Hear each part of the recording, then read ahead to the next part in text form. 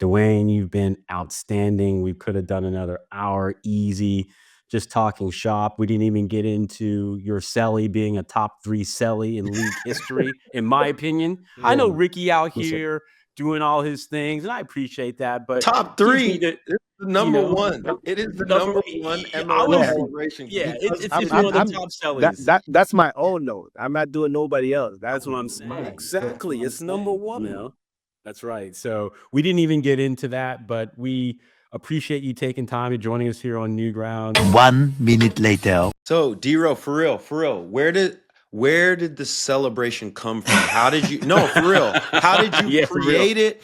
Like, I'm not exaggerating. I was trying to do that shit when I was a kid, but it was like I couldn't even really figure out how you were dancing like that until I saw you doing it in real life. Then I was like, okay, now I get it.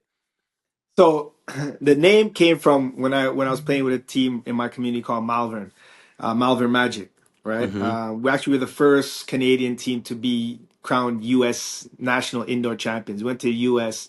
I don't know how they let us in. They're like, okay, let's get to, and we beat everybody. We killed. We qualified from Syracuse, and then we made it to Atlanta national indoor U.S. champions, and that team, when we were playing in a tournament locally here, there's an article that said Malvern Magic put a shake and bake on that team, and that always stuck with me. I don't know why that article stuck with me. I have the article still up to this day, and so I said I wanted to pay tribute to a lot of kids that didn't make it for whatever reasons, right? Life circumstances. So I just wanted to pay homage to my community.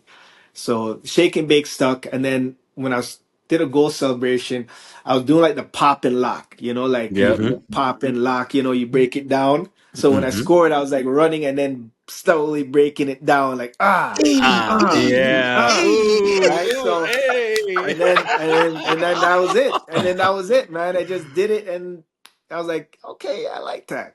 Felt good in my soul. And then when they asked me, and it wasn't even, I honest to God, man, it wasn't even premeditated. It was like when they asked me, they're like, "Oh, what was that?" I said, "It's a shake and bake." And I didn't say like, okay, I practice. I didn't. It just came out.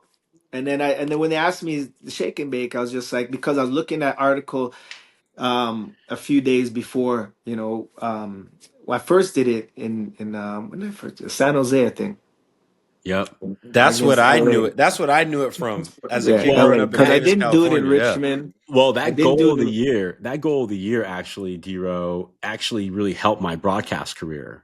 Max Bretos and I were calling that game. We called that game. Yeah. That goal was goal of the year. Holy That goal was goal of the year, I think. The free kick against LA, right?